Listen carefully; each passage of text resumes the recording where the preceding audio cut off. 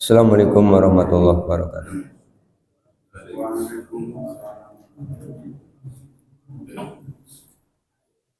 Innal hamdalillah nahmaduhu wa nasta'inuhu wa nastaghfiruh wa na'udzu billahi min shururi anfusina wa min sayyiati a'malina may yahdihillahu fala mudilla lahu wa may yudlil fala hadiya lahu. Asyhadu an la ilaha illallah wahdahu la syarika lahu wa anna Muhammadan abduhu wa rasuluh.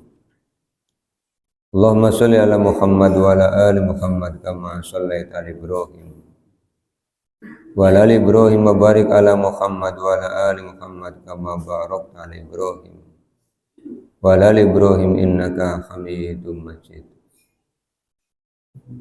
Bapak dan Ibu yang mudah-mudahan dirahmati oleh Allah. Syukur alhamdulillah malah senantiasa kita panjatkan kehadirat Allah Subhanahu wa taala atas limpahan nikmat yang telah Allah berikan kepada kita. Salawat, salam dan keberkahan kita mohonkan kepada Allah agar senantiasa tercurah kepada Rasulullah Muhammad sallallahu alaihi wasallam dan keluarganya, sebagaimana Allah telah mencurahkan salawat, salam dan keberkahan kepada Nabi Ibrahim alaihissalam dan keluarganya. Masih di Al-Quran surah An-Nisa, kita akan kaji rangkaian ayat 7 sampai dengan ayat ke-10. Di ayat yang ke-7 Allah Subhanahu wa taala telah berfirman, A'udzubillahi minasyaitonirrajim. Bismillahirrahmanirrahim. Lirrijali nasibum mimma tarakal walidani wal aqrabun walin nisa'i nasibum mimma tarakal walidani wal aqrabuna mimma qalla minhu aw kasur nasibam mafruḍ. Lirijali untuk laki-laki, nasibun ada bagian, mimma daripada apa taroka yang ditinggalkan, al walidani kedua orang tua, wal aqrabuna dan kerabat mereka, walin nisa'i dan untuk wanita, nasibun ada bagian, mimma daripada apa taroka yang telah ditinggalkan, al walidani kedua orang tua, wal aqrabuna dan kerabat mereka, mimma daripada apa qalla sedikit, minhu darinya, atau kasuro banyak, nasiban bagian, mafruḍo yang telah ditetapkan. Di ayat yang ke-7 dari Al-Quran surah An-Nisa, Allah Subhanahu wa taala mengawali syariat tentang penetapan harta tirkah, atau kita mengenal dengan sebutan harta waris. Dari kata taroka, telah meninggalkan, pemiliknya itu meninggal, maka hartanya disebut dengan harta tirkah atau harta waris. Sehingga kadang ada pemahaman yang kurang tepat ketika orang tua mengumpulkan anak-anak, kemudian menyampaikan, bapak dan ibu mengumpulkan kalian tujuannya untuk membagi waris, padahal bapak dan ibunya masih hidup. Kalau bapak dan ibunya masih hidup berarti belum ada harta waris. Dikatakan harta waris jika pemilik hartanya sudah meninggal dunia, maka disebut dengan tirkah. Kemudian Allah Subhanahu wa taala menyebutkan untuk laki-laki maupun perempuan itu akan Allah tetapkan bagian-bagiannya. Nanti kita akan kaji bagian-bagiannya di Al-Quran surah An-Nisa ayat 11, ayat 12 dan An-Nisa ayat terakhir ayat 176 yang mengatur tentang hukum waris. Kemudian di ayat ini Allah Subhanahu wa taala menerangkan bahwa di antara sebab seseorang itu memiliki hak untuk mendapatkan ahli waris karena dia memiliki orang tua. Maka disinilah muncul konsep sebab-sebab seseorang mendapatkan waris. Yang pertama, seseorang akan mendapatkan waris jika ada hubungan nasab antara yang meninggal dengan yang akan mewarisi. Kapan hubungan nasab itu ditetapkan? Dari hasil pernikahan. Menikah, kemudian dikaruniai anak, maka anak ini memiliki hubungan nasab dengan penyebab kelahirannya. Walidun itu asli artinya adalah yang melahirkan. Kalau walid yang melahirkan, karena dua walidani, dua penyebab yang melahirkan. Kalau yang dilahirkan namanya waladun, walad. Menjadi bahasa Tegal ya, waladun ya kan. Itu bahasa Arab aslinya, waladun. Maka pengucapannya logat kita ya, walad ya, Pak. Itu sebab yang pertama ya, ada hubungan nasab. Kemudian yang kedua, seseorang berhak mendapatkan waris jika ada hubungan pernikahan. Maka nanti di ayat 12 dari Al-Quran Surah An-Nisa, Allah mengatur istri bagiannya berapa jika suami punya anak, istri bagiannya berapa jika suami tidak punya anak. Demikian juga suami, kalau istrinya meninggal dunia, bagiannya berapa jika istrinya punya anak, dan mendapatkan bagian berapa jika si istri tidak punya anak. Itu akan diatur dan akan kita kaji pada ayat ke-12. Kemudian yang ketiga, seseorang bisa mendapatkan waris jika agamanya sama. Antara yang meninggal dengan yang ditinggalkan itu agamanya sama. Karena kata Rasulullah, orang muslim tidak boleh mewarisi orang kafir tidak boleh mewarisi orang muslim. Jadi harus sama-sama agamanya. Tadi hubungan nasab sudah, hubungan pernikahan sudah, kemudian agamanya sama. Yang ketiga, yang keempat, seseorang akan mendapatkan waris jika tidak terhalang. Ada beberapa faktor yang menghalangi seseorang mendapatkan hak waris. Namanya mahjub ya. Yang pertama, terhalang oleh ahli waris yang lebih dekat. Cucu tidak akan mendapatkan waris jika yang meninggal ini masih punya anak. Jadi urutannya yang dekat dulu baru yang jauh. Seorang laki-laki misalnya A menikahi B, punya anak C, D, E, F. Nah, C ini punya anak G. Sementara A meninggal, maka G belum bisa dapat waris sebab bapaknya masih hidup. Cucu itu nanti berarti generasi ketiga ya, generasi kedua dulu yang diprioritaskan. Itu yang menjadi penghalang seseorang mendapatkan waris. Kemudian penghalang yang kedua, seseorang tidak mendapatkan waris jika berbeda agama. Walaupun statusnya ayah, walaupun statusnya anak kandung, kalau antara ayah dengan anak ini berbeda agama, maka terhalang mendapatkan waris. Misalnya tadinya non-muslim, kemudian masuk Islam, bapaknya tetap non-muslim. Kalau bapaknya meninggal, ya anak ini tidak dapat waris. Atau sebaliknya, bapaknya muslim, anaknya muslim, kemudian meninggalkan al-Islam, begitu bapaknya meninggal, ya dia tidak dapat waris. Karena ada faktor yang menghalangi dia mendapatkan waris. Yang ketiga yang menjadi penghalang dia mendapatkan waris ketika ahli waris ini terlibat di dalam pembunuhan orang yang akan diwarisi. Seperti kisah yang terjadi di era Nabi Musa. Kan ada orang kaya, kemudian keponakannya mengharapkan warisan dari pamannya ini, kemudian melakukan pembunuhan yang menyebabkan kehebohan. Mereka bertanya kepada Nabi Musa bertanya kepada Allah, siapa pembunuhnya? Kemudian oleh Allah diberitahu Untuk mengetahui pembunuhnya, caranya adalah menyembelih sapi betina yang sudah kita baca di Al-Quran surah Al-Baqarah, sudah kita kaji. Ini menjadi penyebab orang itu kehilangan hak waris karena melakukan pembunuhan terhadap orang yang akan diwarisi. Kemudian Allah SWT menerangkan, laki-laki dan perempuan sama-sama punya kesempatan mendapatkan hak waris. Qalla au kasur, baik bagiannya sedikit atau bagiannya banyak, Allah yang mengaturnya.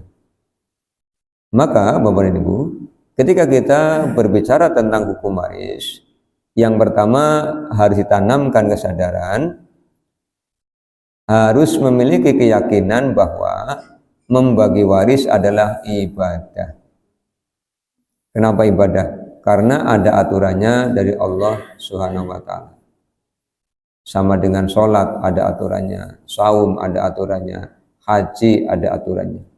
Maka membagi waris itu adalah ibadah.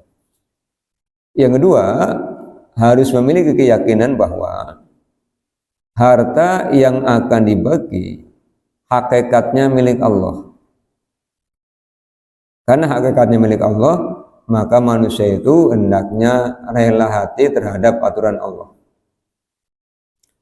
Di Al-Baqarah ayat 255 atau ayat kursi ya, Allah akan menyampaikan, Allahu la ilaha illa huwal hayyul qayyum la ta'khuduhu sinatu wala naum lahu ma fis samawati wa ma fil lahu, milik Allah apa yang ada di langit dan apa yang ada di bumi, termasuk harta yang dititipkan pada Bapak Ibu, itu miliknya Allah. Karena Allah pemiliknya, maka Allah punya aturan, nih tak titipi harta, nanti kalau yang dititipi meninggal, maka ada aturan namanya waris. Kemudian di Al-Baqarah ayat 284 juga Allah mengingatkan, lillahi ma fis samawati wa ma fil ardh, milik Allah apa yang ada di langit dan apa yang ada di bumi.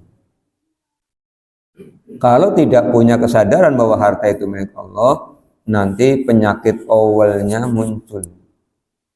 Enak temen ya, anak itu. Biasanya begitu. Apalagi yang menikah lama, kemudian tidak dikarunia anak. Itu kan nanti yang akan jadi ahli waris adalah saudara-saudaranya. Artinya muncul pikiran begitu, ngenaki kene sing kesel jempalikan, sedulur sing bakale warisi. Akhirnya kemudian udah diwakafkan semua. Ya tidak boleh, karena infak itu ada aturan maksimalnya sepertiga. Jadi jengkel dengan kerabatnya yang tidak sayang, akhirnya jangan sampai dapat warisan, diwakafkan semua. Ini juga pelanggaran. Itu kesadaran yang harus ditanamkan bahwa harta itu miliknya Allah Subhanahu wa Ta'ala.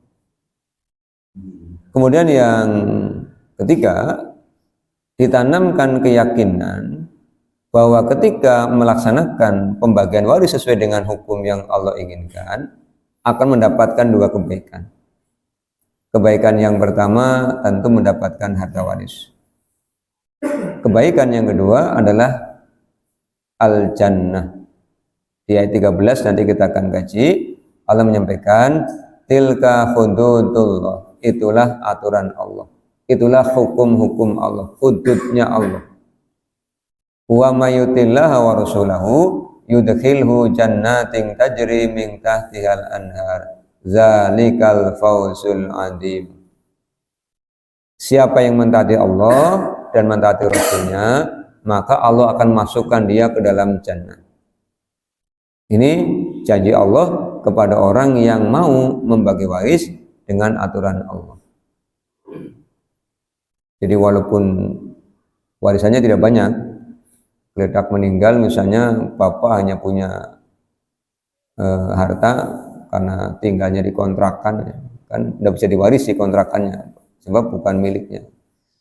Setelah meninggal ternyata hanya punya tabungan ning celengan ayam apa celengan jagung, Bapak meninggal, celengannya di kelotak-kelotak, koyong mantep ya. Dibongkar isinya 2 juta misalnya. Ya itu waris. Tidak punya pensiunan, tidak punya yang lain. Ya harus dibagi. Nanti istrinya dapat bagian, anak-anaknya dapat bagian. Jangan punya pikiran lah, sacuil harusnya dibagi. Tetap dibagi. Karena ini adalah cara mentaati Allah SWT. Kemudian yang keempat, harus punya keyakinan bahwa ahli waris itu punya kedudukan yang sama. Kedudukan yang sama di dalam aturan Allah.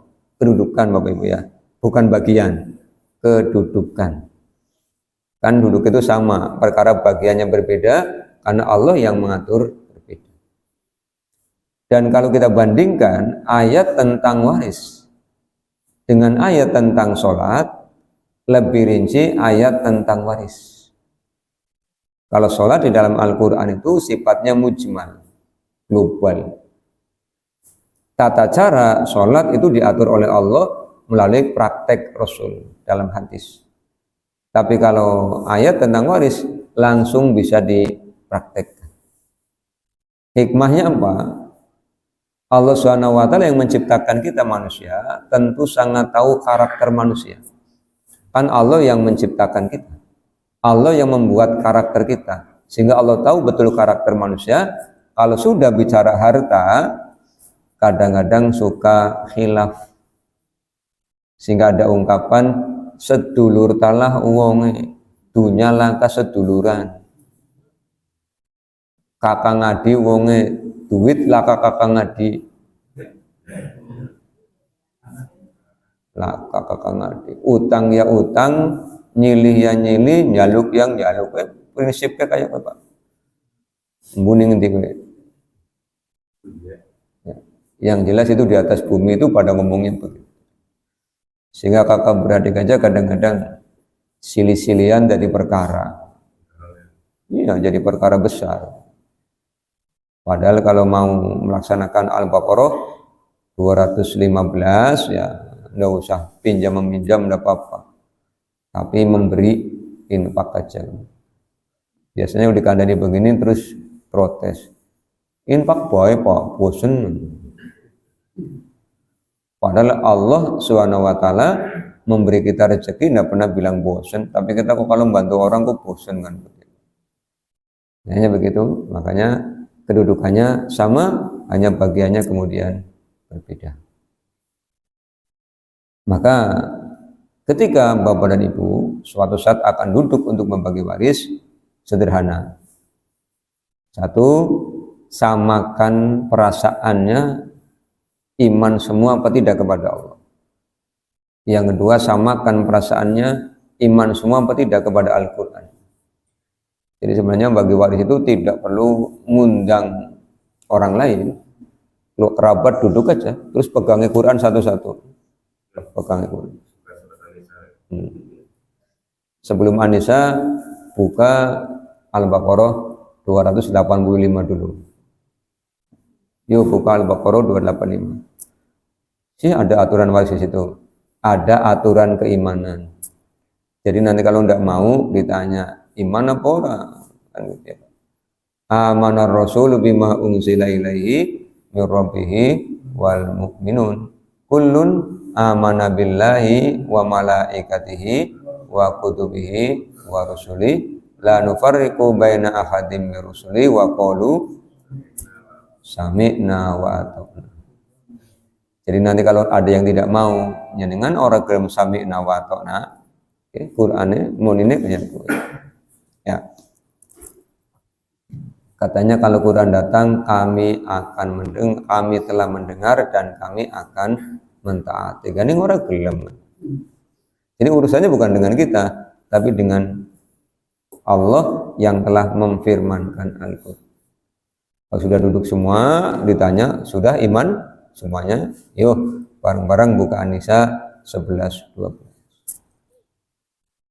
Nanti kalau mau ngitung agak susah, ya tinggal panggil juru hitung.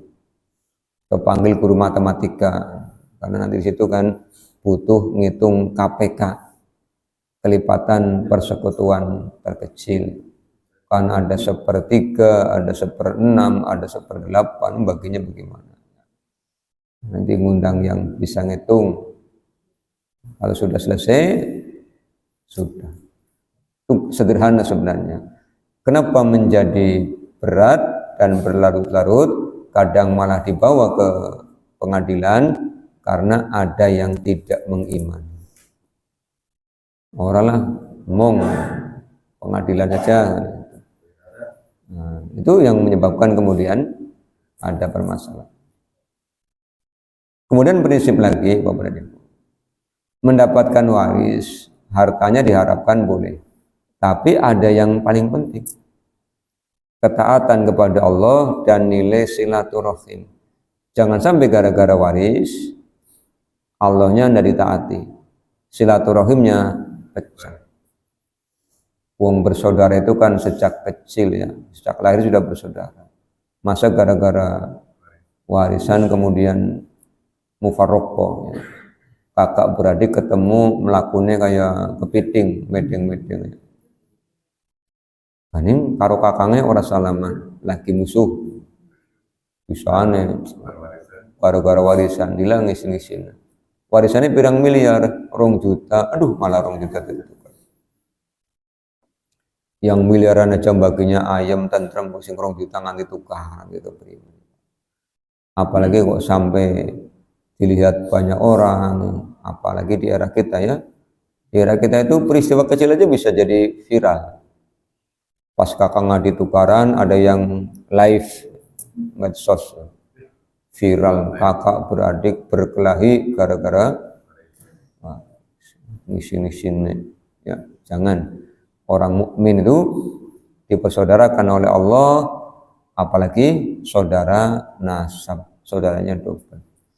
Di Al-Quran surah Al-Hujurat ayat 9 kata Allah, jika ada 2 orang mukmin yang akan berperang, maka yang menyaksikan harus mendamaikan, dicegah. Nah, yang satu ditarik, atau ditarik takoni, ganing pan gelut kakak ngadi, kayak maseo, cari maseo, orang ding adi nih, isus aja kayak bocah cilik, orang bosan-bosan dari bocah cilik baik kan, masih mending bocah cilik gelut tapi setelah itu damai. Angger bocah gede pertukarannya suwe, kadang-kadang ya meneng-menengan suwe. Jangan, karena orang mukmin itu 3 hari mendiamkan saudaranya itu sudah dosa.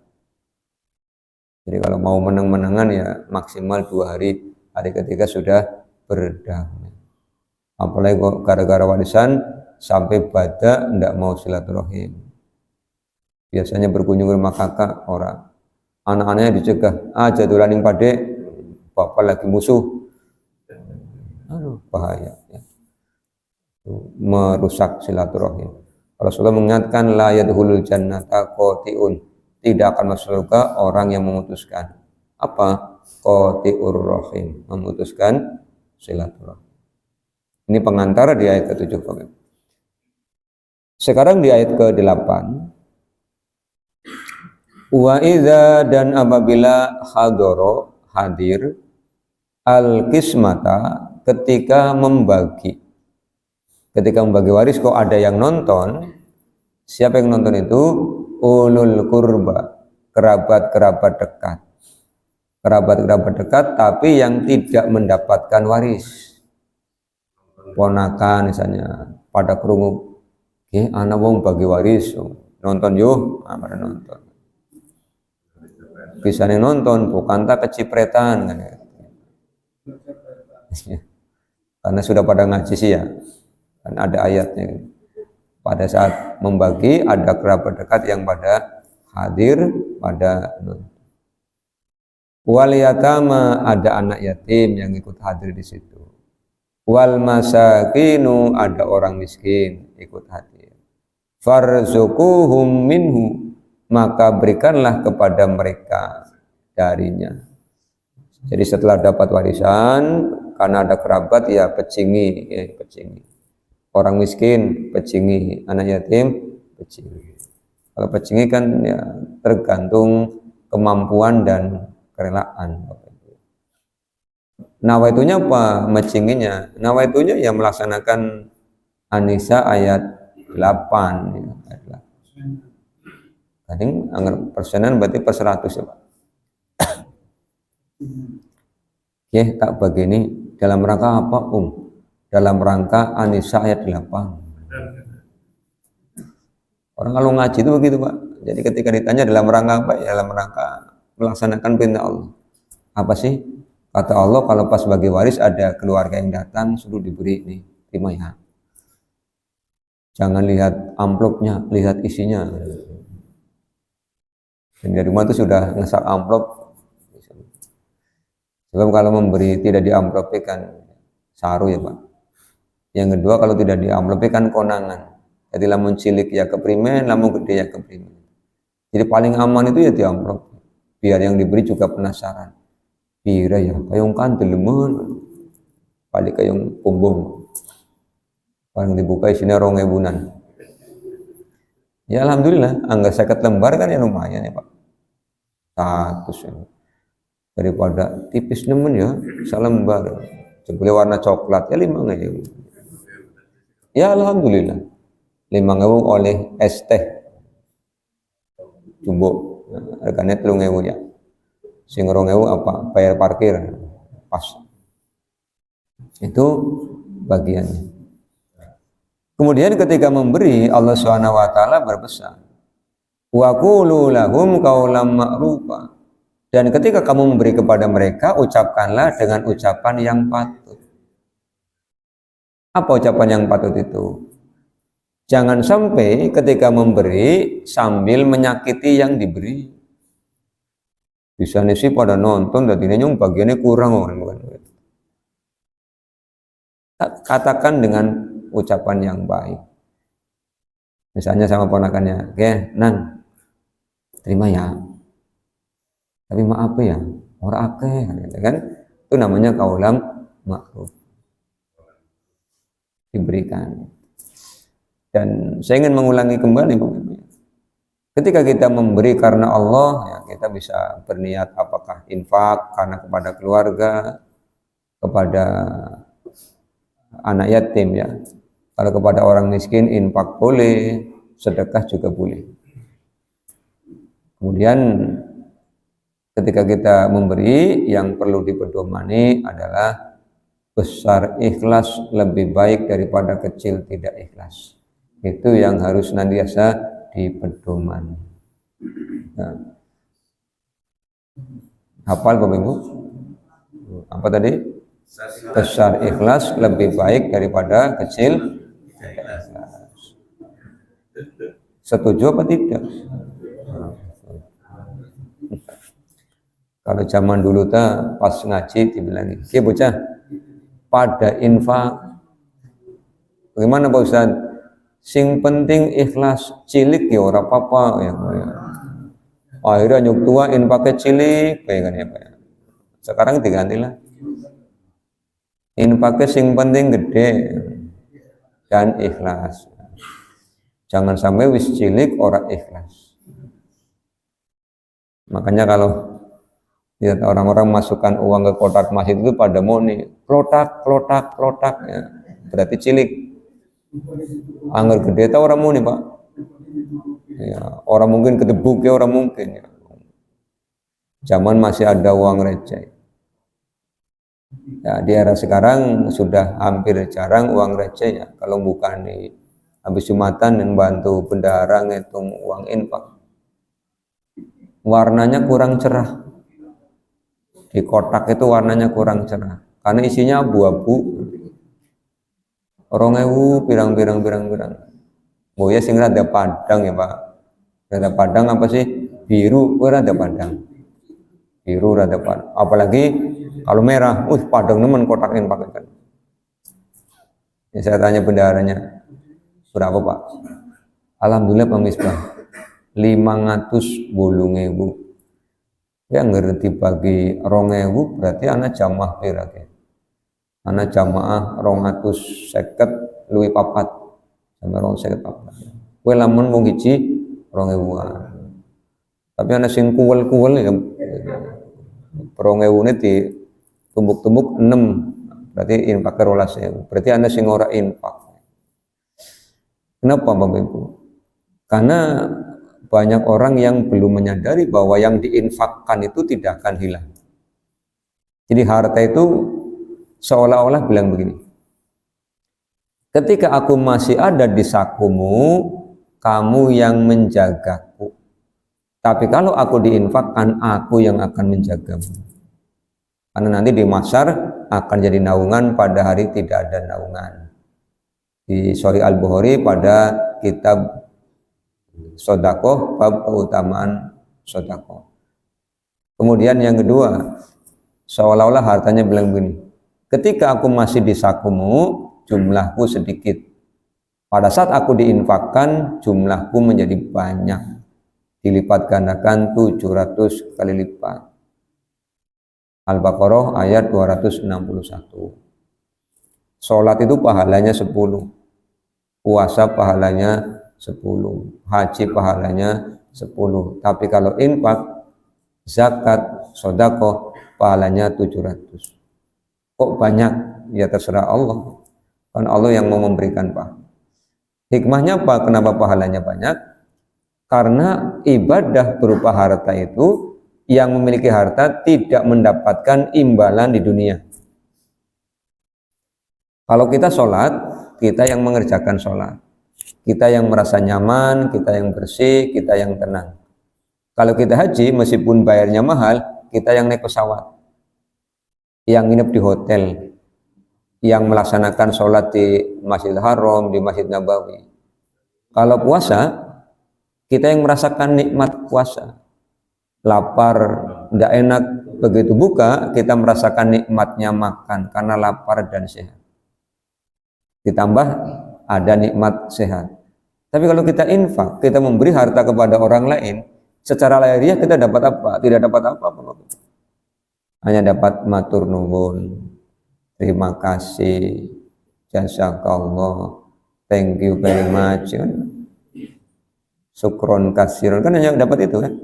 Secara materi tidak dapat apa-apa, maka oleh Allah diberi imbalan yang sangat besar. Yang kedua, hikmahnya apa? Kenapa begitu besar imbalan yang Allah janjikan? Karena Allah tahu manusia itu punya penyakit bakhilun wa meditun wa kikirun. Penyakitnya itu. Lalu tadi sih kotak masjidnya melaku-melaku, kan oleh Jumatan ada masjid yang kotaknya pada melaku-melaku ya Pak. Didorongnya itu kan orang ini. Ada lagi yang narik-narik, begitu kecandak merah melebuk namanin, biru melebuk namanin, parang abu-abu lah kiye kan. Jebule sing abangnya tiba nyetik, dicukut kancane sining buri, dimek pundake, dineken. Kalau mendengarkan khutbah kan tidak ada orang ngomong Pak. Dikira orang belakang nitip infak ditarik maning ganjing dan duitnya. Orang pan metu nguleti kunci. Kenapa Mas? Duitnya hilang 100.000. Lah mau sih tanjangan di kotak. Tutu sampean titip infak tuh duitnya jenengan. Biasanya orang ngomong. Kan orang oleh ngomong lagi mendengarkan khutbah. Jadi gue infaknya 102.000, tapi sing ngoni pahala mung 2.000, sing 100 orang dipahalai. Kan orang mungkin ngomong bendara nih, Pak dibuka maning penyung salah mancing, nah 2.000 kan 100 kan orang mungkin. Masih mending salah kondangan itu bisa diminta kembali. Ditelepon pengantin nih, tolong dong dibuka kue kotaknya ya, nih kenyong salah. Sih bisa nih Pak, surat tugas sing tak anjingna kan gitu ya. Ada teman cerita begitu, mau tugas ke Semarang, dititipi kondangan malah dimasukna surat tugas manjung. Begitu pulang ke rumah, ganing ki amplop kondangan sih surat tugas laka, si menembus surat tugas. Nah itu ya Pak. Jadi jangan sampai berinfak besar tapi tidak dipahalai karena tidak diniatkan, apalagi muncul penyesalan. Hati-hati. Ayat 8 ya, sekarang ayat 9. Ayat 9 ini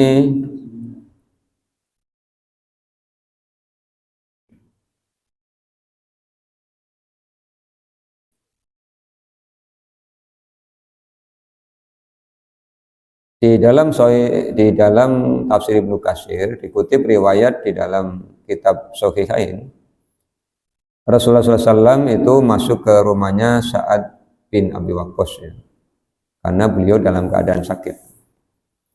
Kemudian Sa'ad bilang begini, ya Rasul, sesungguhnya aku mempunyai harta, sedangkan tidak ada orang yang mewarisiku kecuali hanya seorang anak perempuan. Jadi anak perempuannya hanya satu. Maka dia bertanya, boleh tidak aku menyedekahkan 2/3 dari hartaku? Rasulullah kemudian menjawab, tidak boleh. Bagaimana kalau separuhnya? Rasul menjawab, jangan. Bagaimana kalau sepertiga? Rasulullah menjawab, sepertiga sudah cukup banyak. Maka Allah turunkan ayat 9 surah An-Nisa, wal yahsal ladzina law taraku min khalfihim dzurriyyatan dhi'afan khafu 'alaihim falyattaqullaha wal yaqulu qaulan sadida. Wal yahsha, dan hendaklah khawatir, alladzina, orang-orang yang law taraku, mereka meninggalkan, min khalfihim, di belakang mereka, dzurriyyatan, anak keturunan, di'afan, yang lemah. Khofu, mereka takut, alaihim, atas mereka. Jangan sampai orang tua punya harta kemudian semuanya disedekahkan. Meninggalkan ahli waris dengan harta lebih baik daripada meninggalkan ahli waris dengan hutang. Maka kalau mau sedekah ya boleh, mau wakaf boleh, tapi kata Rasulullah, sepertiga sudah cukup banyak. Kadang-kadang kan begitu Bapak Ibu ya, orang tua punya anak-anak, anak-anaknya tidak sayang begitu, akhirnya kan jengkel. Pantak wakafna ben ora pada oleh warisan, lah kasing eman karo wong tua kan begitu ya. Padahal mau sayang mau tidak, aturan waris tetap berlaku ya, karena tadi harta itu miliknya Allah. Kemudian makna luas dari ayat ini, kita sebagai orang tua maka hendaknya khawatir meninggalkan generasi yang lemah. Yang pertama, lemah iman. Maka orang tua punya kewajiban untuk menanamkan keimanan yang mukhlis kepada anak-anak. Didik anak-anak dengan keimanan yang kuat. Yang kedua, lemah semangat ibadahnya. Maka anak-anak juga dididik untuk beribadah, utamanya sholat ya. Rasul sampai wanti-wanti, kalau sudah usia 7 tahun ya ajari sholat, perintahkan sholat. Kalau sudah 10 tahun tidak mau sholat, nah itu baru di dalam tanda kutip ya, dipukul. Kemudian yang ketiga, lemah intelektualnya. Karena meskipun jujur, kalau tidak pinter, digoroi wong. Jadi ada ungkapan begitu ya. Maka intelektualnya juga harus dikuatkan, dididik, diajari, disekolahkan. Ya minimal kemampuan dasar punya. Bisa membaca, bisa menulis, bisa berhitung. Itu kemampuan dasar. Kalau tidak bisa berhitung, nanti dibodohi orang. Ya, belanja 1.000 habisnya 57.500, jujulnya sakarep sing nyujuli kan. Kalau pinter itu tidak akan dibohong.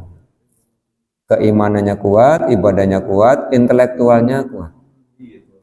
Yang keempat, dikuatkan fisiknya. Maka sampai dulu saya bertanya ketika masih belajar Bapak Ibu, kan Rasulullah mengajarkan para sahabatnya untuk berlatih gulat, untuk berkuda dan berenang ya. Saya berpikir begini, Rasul kan tinggalnya di Mekah, di Madinah, lah berenang di mana ya Pak? Nah, ternyata berenang itu kan olahraga yang sehat dan aman ya. Kenapa aman? Karena tidak ada kontak fisik dengan lawan. Kalau sepak bola kan ada kontak fisik dengan lawan, tinju ada kontak fisik dengan lawan, tapi berenang juga orang-orang yang ingin suaranya lancar, ya, suaranya landung bahasanya, itu juga olahraganya suruh berenang. Terus membantu meninggikan badan juga. Orang-orang yang berenang kan cepat, fisiknya kuat. Kemudian berkuda, karena di era itu ketika berperang ya kuda itu menjadi alat yang utama.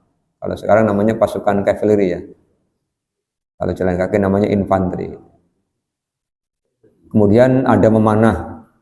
Memanah juga olahraga yang sangat bagus, karena ketika untuk jihad, kalau pedang kan ada pada depan, kalau memanah kan bisa jadi jarak jauh. Ini Rasulullah menghendaki agar orang-orang muslim itu sehat. Maka habis subuh ya jangan pada ngeleleng maning ya, berolahraga supaya badannya kuat. Badannya kuat, imannya kuat, ibadahnya kuat. Kemudian yang keempat, ekonominya. Maka bekali anak-anak dengan keterampilan untuk ma'isyah, untuk bisa mencari nafkah. Jangan sampai meninggalkan generasi yang senengnya nyelek edong. Jaluk, wong tuane mati pan jaluk ning siapa? Hari jaluk ning dalan ya Pak. Melawa batok ning perapatan. Itu namanya generasi nyelek edong. Jangan. Kata Rasulullah, engkau membawa kapak pergi ke hutan mencari kayu bakar lebih baik daripada engkau meminta. Bahkan Rasul sampai mengingatkan, orang yang meminta-minta nanti akan dikumpulkan pada hari kiamat dengan wajah tanpa kulit, tanpa daging. Gimana Pak? Wajah tanpa kulit, tanpa daging. Berarti apa? Tulang belulang. Itu orang yang meminta-minta untuk kekayaan. Apalagi kadang-kadang bodoni ya, melakukannya kayak angin gitu ya. Begitu hujan deras melayunya balapnya ora kira-kira. Kalau mau ke tempat minta-minta ganti kostum itu kan. Dia lupa apa? Allah mengawasinya. Mungkin orang yang memberi tidak tahu, tapi Allah tahu. Hanya 3 orang kata Rasulullah yang diizinkan meminta-minta. Siapa 3 orang itu? 1, orang yang oleh orang sekampungnya dinyatakan orang yang tidak mampu. Jadi orang sekampung itu sepakat, dia wong orang mampu, tidak bisa bekerja, tidak punya harta, maka dia boleh meminta hanya untuk makan, bukan untuk kekayaan. Nah, yang kedua, boleh meminta ketika ada seseorang yang kaya kemudian jatuh miskin sampai habis semua kecuali yang dipakai. Usaha kemudian ditipu orang, misalnya kan bangkrut, rumahnya ke bawah, hartanya ke bawah, tinggal yang dipakai aja. Ini boleh meminta-minta hanya untuk makan. Yang ketiga, orang yang boleh minta-minta itu orang yang menolong orang yang bangkrut dan dia ikut bangkrut.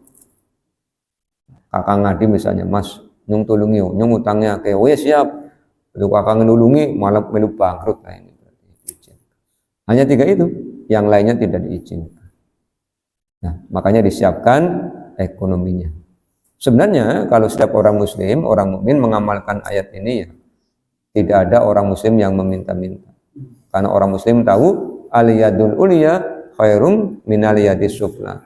Memberi itu lebih baik daripada menerima.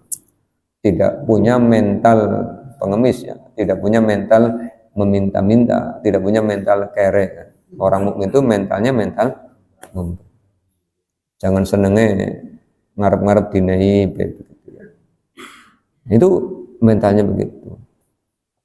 Makanya kan Rasulullah pernah menyampaikan kepada malaikat Jibril itu, di antara tanda datangnya hari akhir ketika orang-orang miskin tinggal di gedung-gedung bertingkat.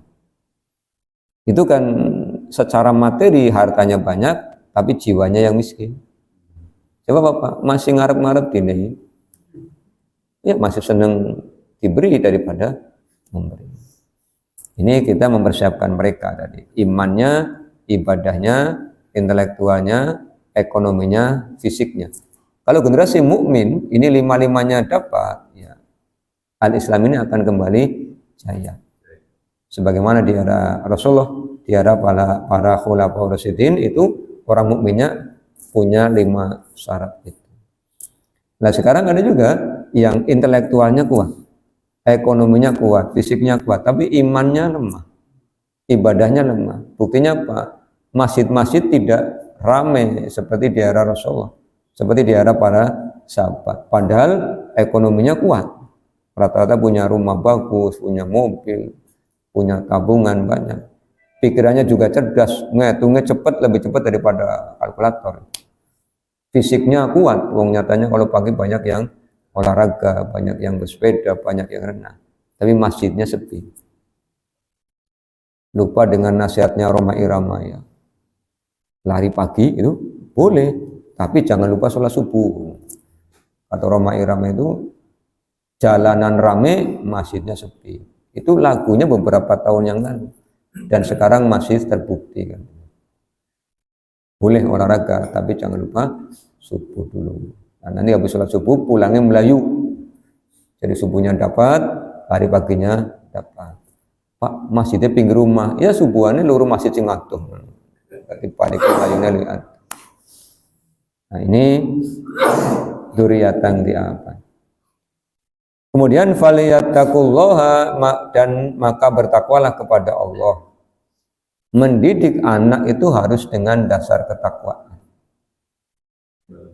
Waliyaqulu, dan ucapkanlah oleh kalian qaulan sadida, ucapan yang sebenarnya.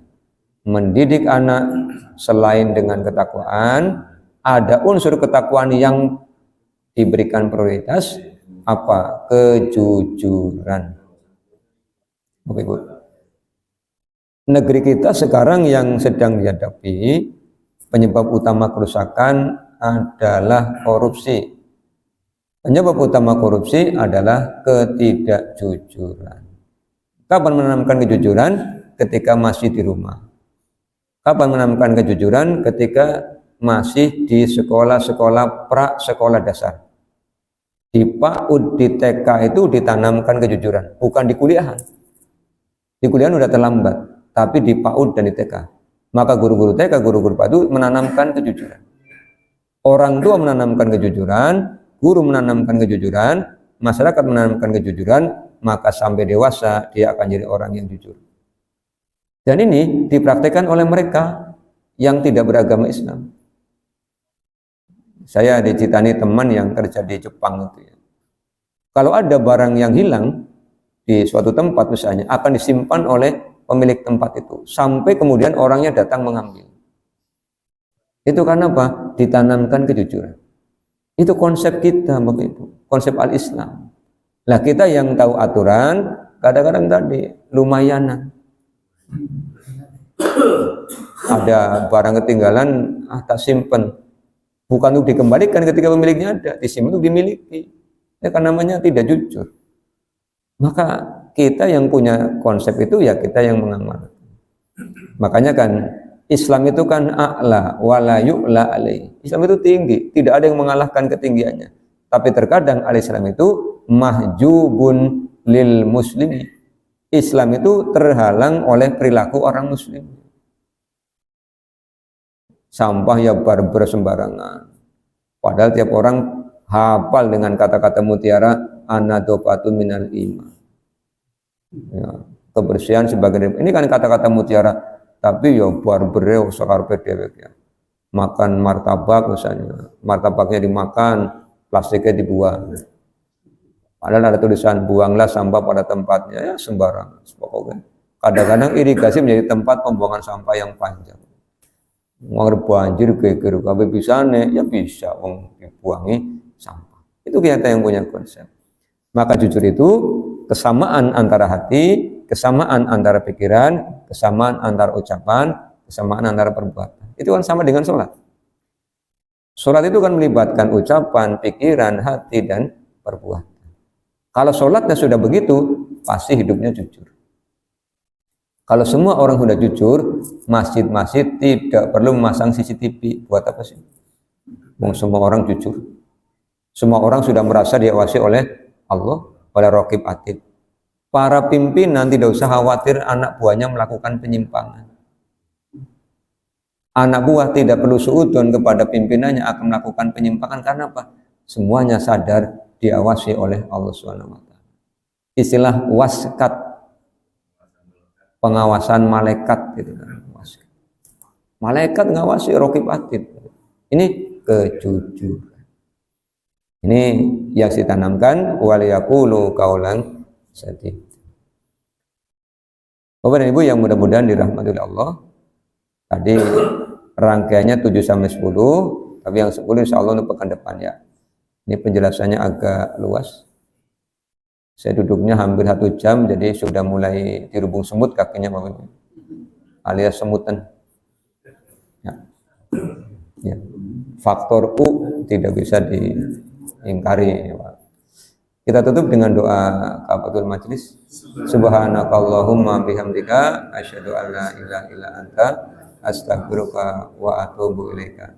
Assalamualaikum warahmatullahi wabarakatuh.